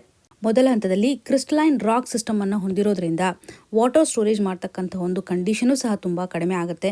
ಸ್ಲೋ ರಿಚಾರ್ಜಿಂಗ್ ಕಂಡೀಷನನ್ನು ಗಮನ ಹರಿಸ್ಬೋದು. ವಾಟರ್ ಸ್ಕೇಸ್ ಬೇಸನ್ನು ಹೊಂದಿರೋದ್ರಿಂದ ಸರಿಯಾಗಿ ಗ್ರೌಂಡ್ ವಾಟರು ರಿಚಾರ್ಜ್ ಆಗದೆ ಇರತಕ್ಕಂಥ ಸ್ಥಿತಿಗತಿಗಳನ್ನು ಕಾಣ್ತಾ ಇದ್ದೇವೆ. ಈ ಒಂದು ರೀಜನ್ ಕ್ರಿಸ್ಟಲೈನ್ ರಾಕ್ ಏರಿಯಾದಲ್ಲಿ ಕಂಡು ಬರುತ್ತೆ ಅನ್ನುವಂಥದ್ದು. ಹಾಗೂ ಓವರ್ ಎಕ್ಸ್ಟ್ರಾಕ್ಷನ್ ಮಾಡುವಂಥ ಒಂದು ಲಿಮಿಟನ್ನು ಗಮನ ಹರಿಸಿದಾಗ ಸಸ್ಟೈನಬಲ್ ಲಿಮಿಟ್ ಎಷ್ಟು ಮಟ್ಟಿಗಿದೆ, 100% ಅಷ್ಟು ನಾವು ಎಕ್ಸ್ಟ್ರಾಕ್ಷನ್ನ ಮಾಡ್ಬೋದು ಅಂತ. ಕರ್ನಾಟಕದ ಒಂದು ಅವರೇಜ್ ಎಕ್ಸ್ಟ್ರಾಕ್ಷನ್ ನೋಡಿದಾಗ 66% ಅಷ್ಟು ಎಕ್ಸ್ಟ್ರಾಕ್ಷನ್ ಮಾಡುವಂಥದ್ದು. ಬ್ಯಾಂಗ್ಳೂರು ಈಸ್ಟ್ ಏರಿಯಾವನ್ನು ಕನ್ಸಿಡರ್ ಮಾಡಿದಾಗ 378% ಅಷ್ಟು ಎಕ್ಸ್ಟ್ರಾಕ್ಷನ್ನ ಮಾಡ್ತಾ ಇದ್ದಾರೆ. ಇದರಿಂದ ಒಂದು ಅನ್ಸಸ್ಟೈನಬಲ್ ಆಗಿರುವಂಥ ಯೂಸೇಜನ್ನು ಕಾಣ್ತಾ ಇದ್ದಾವೆ. ಅರ್ಬನೈಸೇಷನ್ ಪ್ರೆಷರು ಸಹ ತುಂಬ ಹೆಚ್ಚಾಗಿದೆ. ಪಾಪ್ಯುಲೇಷನ್ ಹೆಚ್ಚಾಗ್ತಾ ಇರುವಂಥ ಸ್ಥಿತಿಗತಿಗಳಾಗಿರ್ಬೋದು. ಅಂದರೆ ಪಾಪ್ಯುಲೇಷನ್ ಡೆನ್ಸಿಟಿ ಹೆಚ್ಚಾಗ್ತಾ ಇರೋದ್ರಿಂದ, ಅದರಲ್ಲೂ ಅಪಾರ್ಟ್ಮೆಂಟ್ಗಳನ್ನು ಜಾಸ್ತಿ ಡೆವಲಪ್ ಮಾಡ್ತಾ ಇದ್ದಾರಲ್ಲ, ಇಲ್ಲಿ ವಾಟರ್ನ ಒಂದು ನೀಡು ತುಂಬ ಇಂಪಾರ್ಟೆಂಟ್ ಇರೋದ್ರಿಂದ ವಾಟರ್ ಡಿಮ್ಯಾಂಡ್ ಹೆಚ್ಚಾಗ್ತಾ ಹೋಗ್ತಾ ಇದೆ. ಪರ್ ಕ್ಯಾಪಿಟಾ ಕನ್ಸಂಪ್ಷನು ಸಹ ಹೆಚ್ಚಾಗ್ತಾ ಹೋಗ್ತಾ ಇರುವಂಥ ಸ್ಥಿತಿಗತಿಗಳನ್ನು ಕಾಣ್ತಾ ಇದ್ದೇವೆ. ರೀಚಾರ್ಜ್ ಮೆಕ್ಯಾನಿಸಮು ಸಹ ಅಷ್ಟೊಂದು ಸರಿಯಾಗಿಲ್ಲ. ಬಿಕಾಸ್ ಇಲ್ಲಿ ನೋಡಿ, ರೋಡ್ಗಳು ಬಿಲ್ಡಿಂಗ್ಗಳನ್ನು ಹೆಚ್ಚು ಕನ್ಸ್ಟ್ರಕ್ಷನ್ ಮಾಡೋದ್ರಿಂದ ರೀಚಾರ್ಜ್ ಆಗಲಿಕ್ಕೆ ಬೇಕಾಗ್ತಕ್ಕಂಥ ಒಂದು ಪರಿಸ್ಥಿತಿಗಳೇ ಇಲ್ಲಿ ಇಲ್ಲ ಅಂತ ಹೇಳ್ಬೋದು. ರೈನ್ ವಾಟರು ಸಹ ಸರಿಯಾಗಿ ಇವತ್ತು ರೀಚಾರ್ಜ್ ಆಗ್ಲಿಕ್ಕೂ ಸಹ ಆಗದೆ ಇರತಕ್ಕಂಥ ಸ್ಥಿತಿಗತಿಗಳನ್ನು ಕಾಣ್ತಾ ಇದ್ದೇವೆ. ಹೀಗಾಗಿ ಅಕ್ವಿಫರು ಸಹ ಸರಿಯಾಗಿ ರಿಪ್ಲೆನಿಶ್ ಆಗದೆ ಇರತಕ್ಕಂಥ ಸ್ಥಿತಿಗತಿಗಳನ್ನು ಕಾಣ್ತೇವೆ. ಮಾನ್ಸೂನು ಸಹ ಸರಿಯಾಗಿ ಕಾಲಕ್ಕೆ ಆಗದೆ ಇರತಕ್ಕಂಥ ಸ್ಥಿತಿಗತಿಗಳನ್ನು ಕಾಣ್ತಾ ಇರುವಂಥದ್ದು. 2024ರಲ್ಲಿ ಮಾನ್ಸೂನ್ ಫೇಲ್ಯೂರ್ನಿಂದಾಗಿ ಬೋರ್ವೆಲ್ಲು ಸಹ ಆಲ್ಮೋಸ್ಟ್ ಡ್ರೈ ಆಗಿರುವಂಥ ಸ್ಥಿತಿಗತಿಗಳನ್ನು ಕಾಣ್ತಾ ಇದ್ದೀವಿ. ನಿಯರ್ಲಿ 50% ಅಷ್ಟು ಬೋರ್ವೆಲ್ ಡ್ರೈ ಆಗಿರುವಂಥ ಕಂಡೀಷನ್. ಇದರಿಂದ ಒಂದು ಅಕ್ಯೂಟ್ ಕ್ರೈಸಿಸ್ ಆಗ್ತಾ ಇದೆ. ಕ್ರೋನಿಕ್ ಆಗಿರ್ತಕ್ಕಂಥ ಇಶ್ಯೂವನ್ನು ಫೇಸ್ ಮಾಡಬೇಕಾಗಿದೆ ಅಂತ. ಗ್ರೌಂಡ್ ವಾಟರ್ನ ಒಂದು ಅವೈಲಬಿಲಿಟಿ ಬರ್ತಾ ತುಂಬ ಕಡಿಮೆ ಆಗ್ತಾ ಇರುವಂಥ ಸ್ಥಿತಿಗತಿಗಳನ್ನು ಕಾಣ್ತಾ ಇದ್ದೇವೆ. ನಾವು ಎಕ್ಸ್ಟರ್ನಲ್ ಸೋರ್ಸಸ್ಗಳ ಮೇಲೆ ಡಿಪೆಂಡೆನ್ಸಿಯನ್ನು ತೋರಿಸೋದಾದರೆ ಕಾವೇರಿ ರಿವರನ್ನು ಯೂಸ್ ಮಾಡಬೇಕಾಗುತ್ತೆ. ಬೆಂಗಳೂರಿನಲ್ಲಿ ಸಪ್ಲೈಯನ್ನು ಸರಿಯಾಗಿ ಮಾಡಬೇಕು ಅನ್ನುವಂಥದ್ದಾದರೆ, ಆದರೂ ಕೂಡ ಇದು ಎಕ್ಸ್ಪೆನ್ಸಿವ್ನೆಸ್ ಅನ್ನು ಜಾಸ್ತಿ ತೋರಿಸುತ್ತೆ. ಲಾಂಗ್ ಟರ್ಮಲ್ಲಿ ಇದೊಂದು ಸೊಲ್ಯೂಷನ್ ಅಲ್ಲ ಅನ್ನುವಂಥ ನಿಟ್ಟಿನಲ್ಲಿ ಗಮನ ಹರಿಸ್ಬೋದು. ಇಲ್ಲಿ ಒಂದು ಗವರ್ನೆನ್ಸ್ ಗ್ಯಾಪನ್ನು ಕಾಣ್ತಾ ಇದ್ದೇವೆ. ಗ್ರೌಂಡ್ ವಾಟರ್ಗೆ ಸಂಬಂಧಪಟ್ಟಂತೆ ಒಂದು ಇಂಟಿಗ್ರೇಷನ್ ಅನ್ನು ಮಾಡಬೇಕಲ್ವಾ. ಪೈಪ್ ಲೈನ್ಗಳ ಒಂದು ಸಪ್ಲೈ ಆಗಿರ್ಬೋದು, ವೇಸ್ಟ್ ವಾಟರ್ ನಾವು ಎಷ್ಟು ಮಟ್ಟಿಗೆ ಯೂಸ್ ಮಾಡ್ತೇವೆ ಮತ್ತು ರೈನ್ ವಾಟರ್ ಎಷ್ಟು ಮಟ್ಟಿಗೆ ರಿಚಾರ್ಜ್ ಆಗಲಿಕ್ಕೆ ನಾವು ಒಂದು ಫೆಸಿಲಿಟೀಸನ್ನು ಒದಗಿಸ್ತಾ ಇದ್ದೇವೆ, ಇವೆಲ್ಲವನ್ನು ಗಮನ ಹರಿಸಬೇಕಾಗುತ್ತೆ. ಸೊ ಒಂದು ಪ್ರಾಬ್ಲಮಿಗೆ ಸೊಲ್ಯೂಷನ್ ಏನಿದೆ ಅಂತಂದರೆ, ಅನ್ಸಸ್ಟೈನಬಲ್ ಆಗಿರುವಂಥ ಎಕ್ಸ್ಟ್ರಾಕ್ಷನ್ನ ಮಾಡ್ತಾ ಇರೋದೇ ಇಲ್ಲೊಂದು ಪ್ರಾಬ್ಲಮನ್ನು ಕ್ರಿಯೇಟ್ ಮಾಡ್ತಾ ಇದೆ. ಸೊ ಇಲ್ಲಿ ಒಂದು ಇನ್ಫ್ರಾಸ್ಟ್ರಕ್ಚರ್ ಆಸ್ಪೆಕ್ಟ್ ಅಂತ ಬಂದಾಗ ಹೆಚ್ಚಿನ ಪ್ರಮಾಣದಲ್ಲಿ ಕಾಂಕ್ರೀಟ್ ಆಗಿರ್ಬೋದು, ಇವೆಲ್ಲವನ್ನು ನಾವು ನೋಡಿದಾಗ ಅದರಲ್ಲೂ ಲೇಕ್ಸ್ಗಳ ಒಂದು ಪ್ರೆಸೆನ್ಸ್, ವೆಟ್ಲ್ಯಾಂಡ್ಗಳ ಒಂದು ಪ್ರೆಸೆನ್ಸ್ ಕಡಿಮೆ ಆಗ್ತಾ ಬರ್ತಾ ಇದೆ ಅಲ್ವಾ. ಸೊ ಈ ಒಂದು ಹಂತದಲ್ಲಿ ಲೇಕ್ಸ್ ಇದ್ದರೆ, ವೆಟ್ಲ್ಯಾಂಡ್ಸ್ ಇದ್ದರೂ ಕೂಡ ನಾವು ಗ್ರೌಂಡ್ ವಾಟರ್ ರಿಚಾರ್ಜನ್ನು ಮಾಡಲಿಕ್ಕೆ ಸಾಧ್ಯತೆ ಇದೆ. ಇಲ್ಲಿ ಒಂದು ಇನ್ಎಡಿಕ್ವೇಟ್ ಆಗಿರ್ತಕ್ಕಂಥ ಪಾಲಿಸಿ ಇದೆ ಅಂತ ಆಥರ್ ಅವರು ಎಂಫಸಿಸ್ ಮಾಡ್ತಾ ಇದ್ದಾರೆ. ಅರ್ಬನೈಸೇಷನ್ ಮಾಡೆಲ್ ಇಲ್ಲಿ ಫೇಲ್ ಆಗ್ತಾ ಇದೆ. ಪಬ್ಲಿಕ್ ಗೂಡ್ಸ್ ಮ್ಯಾನೇಜ್ಮೆಂಟು ಸರಿಯಾಗಿ ಆಗ್ತಾ ಇಲ್ಲ. ವಾಟರ್ ಇದೊಂದು ಪಬ್ಲಿಕ್ ಗೂಡ್ ಆಗಿದೆ, ಇದನ್ನು ಸರಿಯಾಗಿ ಮ್ಯಾನೇಜ್ ಮಾಡಬೇಕು. ಪ್ರಸ್ತುತವಾಗಿ ಒಂದು ಕ್ಲೈಮೇಟ್ ಚೇಂಜ್ ಇರೋದ್ರಿಂದ ಮಾನ್ಸೂನು ಸಹ ವೇರಿಯಬಿಲಿಟಿಯನ್ನು ತೋರಿಸ್ತಾ ಇದೆ. ಈ ಒಂದು ಹಂತದಲ್ಲಿ ಸರಿಯಾಗಿ ಮ್ಯಾನೇಜನ್ನು ಮಾಡಬೇಕು. ಸೊ ಪಾಲಿಸಿ ಲೆವೆಲಲ್ಲಿ ಒಂದು ಫೋಕಸನ್ನು ಮಾಡಬೇಕು. ಇನ್ಇಕ್ವಾಲಿಟಿಯನ್ನು ನಾವು ಎನ್ಶೋರ್ ಮಾಡ್ದಂಗೆ ಆಗುತ್ತೆ. ಇಲ್ಲಿ ಒಂದು ಸೊಲ್ಯೂಷನ್ ಯಾವ ರೀತಿಯಾಗಿ ಕೊಡ್ಬೋದು, ಸ್ಪಾಂಜ್ ಸಿಟಿ ಮಾಡೆಲ್ನ ತೆಗೆದುಕೊಂಡು ಬರ್ಬೋದು ಅಂತ ಆಥರ್ ಅವರು ಎಂಫಸಿಸ್ ಮಾಡ್ತಾ ಇದ್ದಾರೆ. ಸ್ಪಾಂಜ್ ಸಿಟಿ ಮಾಡೆಲ್ ಅಂತಂದರೆ ವಾಟರನ್ನು ಯಾವ ರೀತಿಯಾಗಿ ಅಬ್ಸಾರ್ಪ್ಷನ್ ಮಾಡಬೇಕು, ನ್ಯಾಚುರಲ್ ಆಗಿ ರಿಚಾರ್ಜ್ ಮಾಡಬೇಕು ಅನ್ನುವಂಥ ನಿಟ್ಟಿನಲ್ಲಿ ಲೇಕ್ಸ್ಗಳನ್ನು ರೀಸ್ಟೋರ್ ಮಾಡ್ಬೋದಲ್ವಾ. ವೆಲ್ಸ್ಗಳನ್ನು ಕನೆಕ್ಟ್ ಮಾಡೋದ್ರ ಮುಖಾಂತರ, ಪರ್ಮಿಯಬಲ್ ಸರ್ಫೇಸಸ್ಗಳನ್ನು ಒದಗಿಸೋದ್ರ ಮುಖಾಂತರ ಗ್ರೌಂಡ್ ವಾಟರನ್ನು ಈಸಿಯಾಗಿ ರೀಚಾರ್ಜ್ ಮಾಡ್ಬೋದು. ಇಲ್ಲಿ ಒಂದು ಮ್ಯಾನೇಜ್ಮೆಂಟ್ನ ಅವಶ್ಯಕತೆಯೂ ಕೂಡ ಇದೆ. ನಾವು ವಾಟರ್ನ ಓವರ್ ಯೂಸ್ ಮಾಡ್ತಾ ಇದ್ದಾವೆ. ಸಸ್ಟೈನಬಲ್ ಆಗಿ ಯೂಸ್ ಮಾಡುವಂಥ ಹಂತದಲ್ಲಿ ವಾಟರನ್ನು ಸಹ ಕನ್ಸರ್ವೇಷನ್ ಮಾಡ್ಬೋದಲ್ವಾ. Saving it self is produced. ಈ ಒಂದು ಹಂತದಲ್ಲಿ ಸರಿಯಾಗಿ ನಾವು ವಾಟರ್ನ ಯೂಸ್ ಮಾಡಬೇಕು. ಮಿತವಾಗಿ ಬಳಕೆ ಮಾಡ್ಕೊಳ್ಳೋ ಮಾಡ್ಕೊಳ್ಳೋದ್ರಿಂದ ನಾವು ಓವರ್ ಎಕ್ಸ್ಟ್ರಾಕ್ಷನನ್ನು ತಡೆಗಟ್ಟಲಿಕ್ಕೆ ಸಾಧ್ಯತೆ ಇದೆ ವೇಸ್ಟ್ ವಾಟರ್ ರೀಸೈಕ್ಲಿಂಗ್ ಮಾಡೋದ್ರ ಮುಖಾಂತರ. ಇವಾಗ ನಾನ್ ಡ್ರಿಂಕಿಂಗ್ ವಾಟರ್ ಇರುತ್ತಲ್ಲ, ಈ ಒಂದು ನಾನ್ ಡ್ರಿಂಕಿಂಗ್ ವಾಟರನ್ನು ನಾವು ರೀಸೈಕಲ್ ಮಾಡ್ಬೋದು. ಇದರಿಂದನೂ ಕೂಡ ಸ್ವಲ್ಪ ವಾಟರ್ ರಿಸೋರ್ಸ್ ಮೇಲೆ ಇರತಕ್ಕಂಥ ಪ್ರೆಷರು ಕಡಿಮೆ ಆಗ್ತಾ ಹೋಗುತ್ತೆ. ಅರ್ಬನ್ ಪ್ಲಾನಿಂಗನ್ನು ಎಫೆಕ್ಟಿವ್ ಆಗಿ ತೆಗೆದುಕೊಂಡು ಬರಬೇಕು. ವಾಟರ್ ಅವೈಲಬಿಲಿಟಿಗೆ ಸಂಬಂಧಪಟ್ಟಂತೆ ಹಾಗೂ ಎಕ್ಸೆಸಿವ್ ಆಗಿರ್ತಕ್ಕಂಥ ಕನ್ಸ್ಟ್ರಕ್ಷನ್ಸ್ಗಳನ್ನು ಸಹ ನಾವು ಇಲ್ಲಿ ಮಾಡಬಾರ್ದು. ಲಿಮಿಟೇಷನ್ಸನ್ನು ಮಾಡ್ತಾ ಹೋಗಬೇಕು. ಇದರಿಂದ ನ್ಯಾಚುರಲ್ ಆಗಿನೂ ಗ್ರೌಂಡ್ ವಾಟರ್ ರಿಚಾರ್ಜ್ ಆಗಲಿಕ್ಕೆ ಸಾಧ್ಯತೆ ಇದೆ. ಇಲ್ಲಿ ಗ್ರೌಂಡ್ ವಾಟರ್, ಸರ್ಫೇಸ್ ವಾಟರ್ ಆಗಿರ್ಬೋದು, ಸೀವೇಜ್ ವಾಟರ್ ಇವೆಲ್ಲವನ್ನು ಇಂಟಿಗ್ರೇಟ್ ಮಾಡೋದ್ರ ಮುಖಾಂತರ ಅದರಲ್ಲೂ ನಾವಿವಾಗೇನು ವಾಟರ್ ರಿಸೋರ್ಸ್ಗೆ ಸಂಬಂಧಪಟ್ಟಂಥ ಕ್ರೈಸಿಸನ್ನು ಫೇಸ್ ಮಾಡ್ತಾ ಇದ್ದೇವಲ್ಲ, ತಡೆಗಟ್ಟಲಿಕ್ಕೆ ಸಾಧ್ಯತೆ ಇದೆ. Very very important. Sponge city concept ಅಂದರೆ ಏನು? ಅರ್ಬನ್ ವಾಟರ್ ಸೆಕ್ಯೂರಿಟಿ ಆಧಾರದ ಮೇಲೆ, ಸಸ್ಟೈನಬಲ್ ಅರ್ಬನೈಸೇಷನ್ ಆಸ್ಪೆಕ್ಟ್ನ ಆಧಾರದ ಮೇಲೆ ಈ ಒಂದು ಇಶ್ಯೂ ನಮಗೆ ತುಂಬ ಇಂಪಾರ್ಟೆಂಟ್ ಆಗುತ್ತೆ. ಇವತ್ತು ಡಿಸ್ಕಸ್ ಮಾಡಿರ್ತಕ್ಕಂಥ ಆರ್ಟಿಕಲ್ಸ್ಗಳು ನಿಮಗೆ ನೀಟಾಗಿ ಅರ್ಥ ಆಗಿದೆ ಅಂತ ನಾನು ಭಾವಿಸ್ತಾ ಇದ್ದೀನಿ. ನಿಮ್ಗೆ ಏನೇ ಕನ್ಸರ್ನ್ ಇದ್ದರೂ ಕೂಡ ಕಮೆಂಟ್ನ ಮುಖಾಂತರ ತಿಳಿಸಿಕೊಡಿ ಅಂತ ಹೇಳ್ತಾ ಆಲ್ ದ ವೆರಿ ಬೆಸ್ಟ್. ಧನ್ಯವಾದಗಳು.